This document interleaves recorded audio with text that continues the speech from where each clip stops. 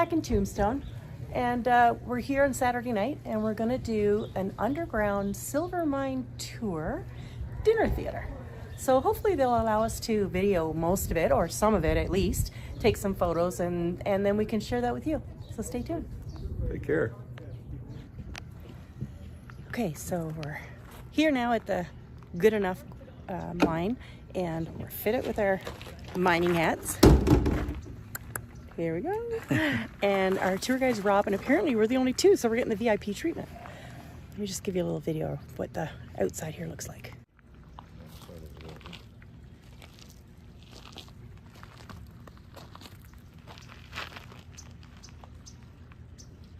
Before we go underground. Oh, the area that I'm going to take you through tonight is going to be from about 1879 to about 1945. And that'll show you the difference between the hand tools all the way to the pneumatic tools that they used in the early 1900s. Then I'm going to take you on in. I'm going to explain the geology as we go through. Then what I'm going to do is we're going to go down a very short ladder, and that'll put us in a room longer than a football field. In that room, I'm going to show you the fluorescent minerals down there, which is green and purple fluorite crystals, black calcite, a little bit of chalcedony. And then I'm going to show you the artifacts that I found in that mine. And like I said, I try to keep everything as authentic as possible and keep the stuff in that mine that I found. And then back in time to the 1800s and take you into the dinner theater area. That's where you're going to turn off your headlamps and everything's lit by lantern. It's just like it was back in the 1800s.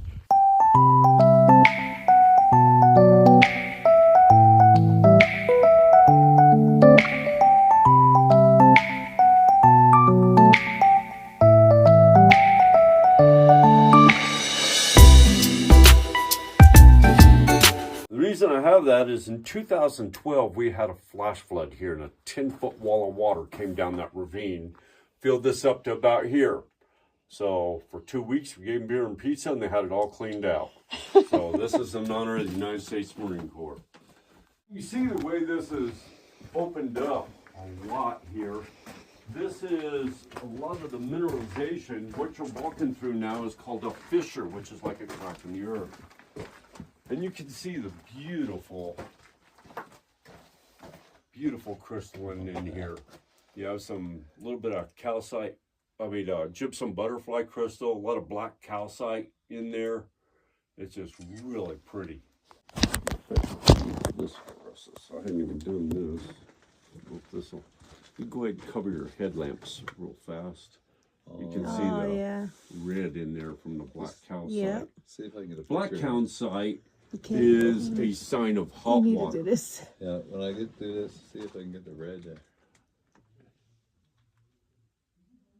Now, black calcite's a sign of hot water. White calcite's cold water. Huh. You see a little bit up in there. As you come through here, if you look, dark green is malachite. They have chrysocolla in here. A little bit of iron ore in there, a little bit of lead, coming right on down into a little bit of silver. And this is what they were mining back in the day, so it'll give you an idea of what they were looking for.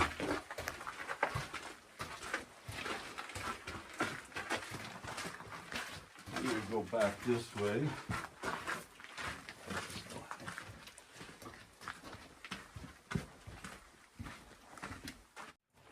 And what you're looking at is manganese going through it, or basically sandstone, which from granite.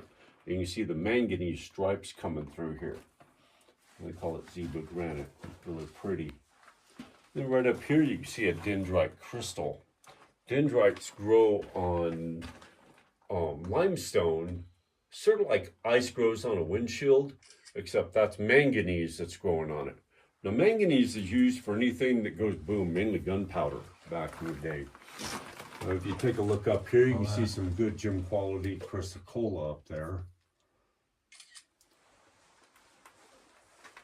I have rock that I put in different places, just that I like. This is just a little different. This one here is a pretty unique one because you've got a little bit of manganese in it, some silver, a little bit of gold. You've got calcite, and a little bit of gypsum in there. It's quite a mixture of rock right in there. That's where I keep a lot of my tools and stuff.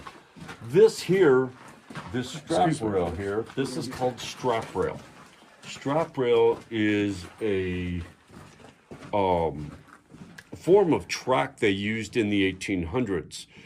Everything came out by wagon train. So regular track was too heavy. So what they brought in was this flat metal strap. And I'm going to be showing you that in place where they used it. You can see how the rock is coming up, slanting up. This is part of an anticline. And what's happening is it's coming up. A lot of people call them a roll in the earth. The roll in the earth is what you want to look for your minerals, because in this area we have 3 dikes that penetrate, which is metamorphic rock that penetrates through sedimentary, which creates a sort of a dam, and your fluids build up in those areas. And that gives you an opportunity to have more minerals and crystals. Now, this stuff is real fragile. This is something you don't really want to mess with. You can see how it breaks off real easy. One of my main jobs is going through the mine and scaling the mine and making sure that it's good and safe. An 1800s drill steel, a little bit of dynamite fuse there. And the ore played out. So they didn't go up very far, but you can see right in here a little bit of the vein that they were following right here. So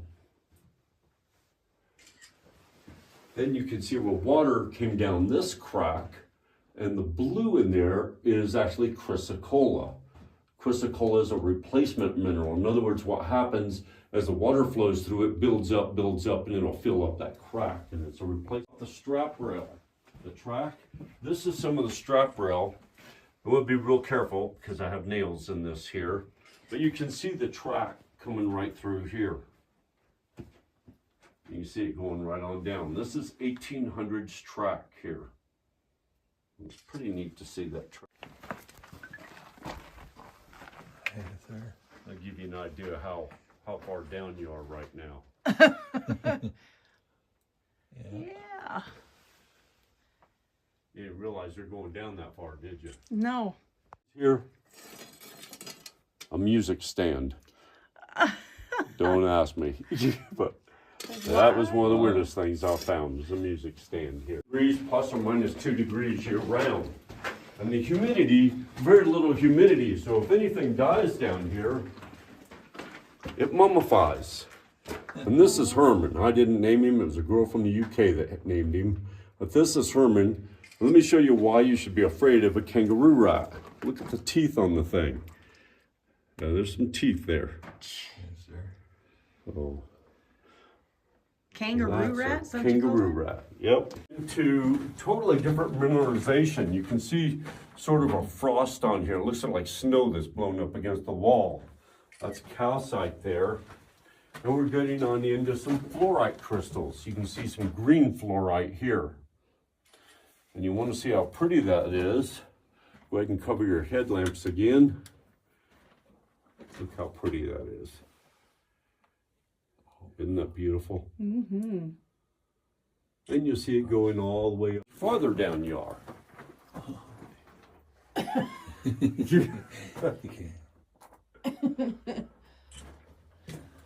Just making sure you don't fall.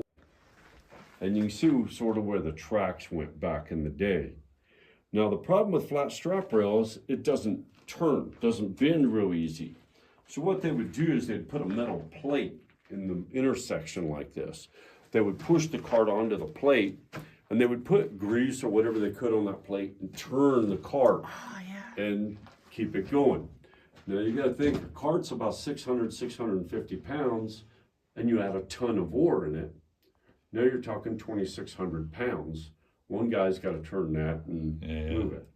Now this back here, this is where I put a lot of the scrap rock that was back here. This used to be almost 6 stories deep. It's only 8 feet now. This entire room, we're not going to go through the whole room because the entire room is 2.5 football fields long. It's incredible down here. Now I have a little bit of a ladder here. And that's where the food got delivered. Yep. That's where the food In came that down, bucket. with the head frame up on the surface. A long ways, isn't it?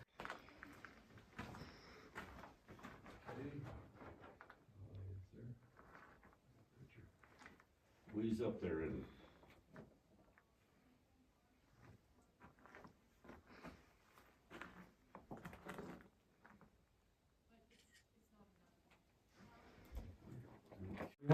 we put in emergency phones. This phone goes up to our ticket booth up there and also to the GoodEnough mine. So that's an actual mine phone. These are some of the few little artifacts that we had. If you've ever seen Diggers on National Geographic, they came down here and did a show, autographed some stuff for us. We have some blasting cap stuff, some other containers here, a little bit of dynamite fuse and a dynamite crate there. We'll show you some more on, and put in new rungs when they broke, because you can see a little newer nails in there. Some of them are the square nails, some of them are round nails where they've repaired it. Original 1800? What's that? Is it original 1800 you said? Yeah, it'd be late 1800s, very end of the 1800s, beginning of 1900s, according to the nails that we see in it. So give you an idea of what it was like in the 1800s. We're going to go in there and then we're going to seat you at your table, which your seat is a replica dynamite crate. Your tables are powder kegs. The tabletops are the old boardwalk out of Tombstone. And we're going to give you a miner's meal that came down in this ore bucket here.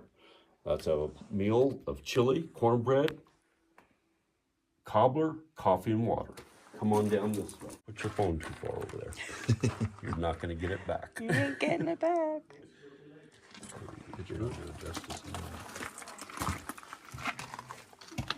And watch your head as you come through.